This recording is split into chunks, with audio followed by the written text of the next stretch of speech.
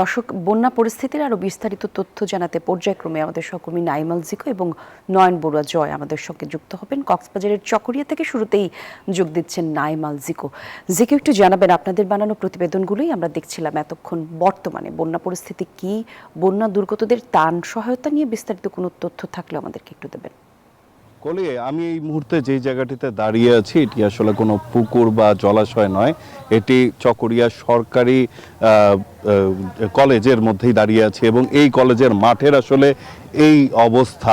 এখানে দেখছেন যে শিক্ষার্থী যারা রয়েছেন তারা কিন্তু এই জায়গাটিতে এক সময় ফুটবল খেলতো, আজ কিন্তু সাঁতার কাটছে। অর্থাৎ মানে এই পরিস্থিতিটি বলে দিচ্ছে যে আসলে ভয়াবহতার অবস্থা। আমরা আর একটু ভেতরের দিকে যেতে চাই এবং দেখাতে চাই এখানকার ক্লাসরুমগুলো আছে সেগুলোর আসলে চিত্রপট কি। আমরা যেটি যে এই ক্লাসরুমগুলো এগুলোর ভেতরে আসলে যেই সমস্ত আসবাবপত্রগুলো ছিল, অর্থাৎ শিক্ষার্থীরা লেখাপড়া করার জন্য যে সমস্ত বেঞ্চ ছিল সব কিন্তু তলিয়ে গেছে, যার কারণে বন্যার এই পরিস্থিতির কারণে কিন্তু এই শিক্ষা প্রতিষ্ঠানগুলো এরই মধ্যে বন্ধ করে দেয়া হয়েছে এবং এখানে অবস্থা আসলে বুঝতেই পারছেন যে যেহেতু পানিতে কিছুই দেখা যাচ্ছে না, তো যার কারণে নিচে কোথাও খাল আছে কিনা বা যে কোনো সময় যে কোনো ধরনের অঘটন ঘটতে পারে। তো আমরা একটু ভেতরের দিকে যাওয়ার চেষ্টা করছি এবং দেখার চেষ্টা করছি যে এখানের ক্লাসরুমগুলোর বর্তমান অবস্থা কি এবং এগুলো আসলে কবে নাগাদ ঠিক হবে, কবে নাগাদ পানিটি পুরোপুরিভাবে নামবে, আবার কবে চালু হবে সেজন্য কিন্তু অপেক্ষায় আছেন শিক্ষার্থীরা। তারা যেটি বলছেন যে তাদের লেখাপড়া যেমন ক্ষতিগ্রস্ত হচ্ছে, ঠিক তেমনইভাবে কিন্তু ক্ষতিগ্রস্ত তাদের পরিবারগুলো। এখানে যারা আজকে আনন্দ করতে দেখছেন এই মাঠের মধ্যে সাঁতার কাটছে যেই শিশুরা, তাদের বাড়িঘরও কিন্তু এই বানের জলে ভেসে গেছে এবং আমরা যতটুকু এখানে দেখতে পাচ্ছি যে এই জায়গাটিতে কিন্তু কোমর সমান উঁচু পানি এবং এখান থেকে আসলে ভেতরের যে চিত্র সেটি কিন্তু একেবারেই দেখা যাচ্ছে। পুরো ভেতরের অংশটি কিন্তু এই মুহূর্তে পানির নিচে তলিয়ে আছে। অন্যান্য দিকের প্রতি সপ্তাহে সর্বোচ্চ বার বিকাশ পেমেন্টে 50 জন হবেন পেমেন্ট চ্যাম্পিয়ন। জিতে নিন টিভি সহ আকর্ষণীয় সব প্রাইজ।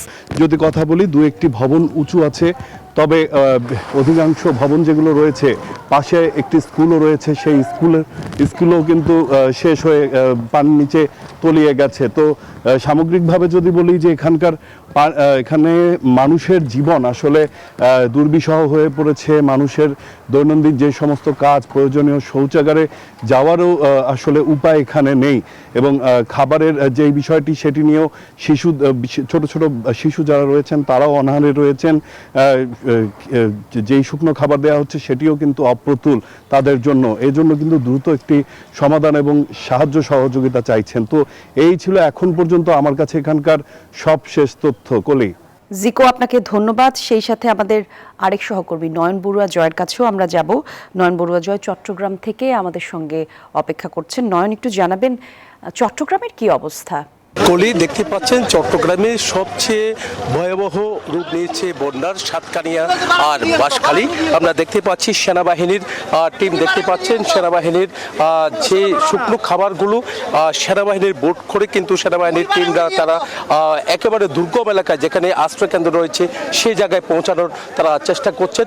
একই সাথে অন্যান্য সংস্থাগুলো এসেছেন, তারাও কিন্তু শুকনো খাবারগুলো জেলা প্রশাসনের পক্ষ থেকে যে শুকনো খাবার রয়েছে সেই শুকনো খাবারগুলো দেখতে পাচ্ছে যেখানে পানিবন্দী অবস্থায় আছে। প্রায় 4 লাখের মতো মানুষ পানিবন্দী অবস্থায় রয়েছে।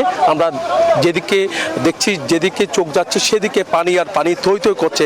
কলি, দেখতে পাচ্ছেন তো এখানেই কিন্তু অসংখ্য মানুষ বসবাস করে, যেহেতু গ্রাম অঞ্চল, সেখানে পানিবন্দী অবস্থায় থাকার কারণে কিন্তু তাদের এখন চলাচলের একমাত্র বাহন আমরা দেখতে পাচ্ছি নৌকা বা ইঞ্জিন চালিত নৌকাগুলো।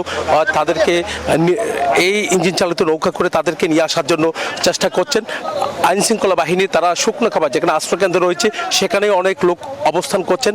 ঘরবাড়ি একেবারে পানির নিচে এখনো পর্যন্ত রয়েছে।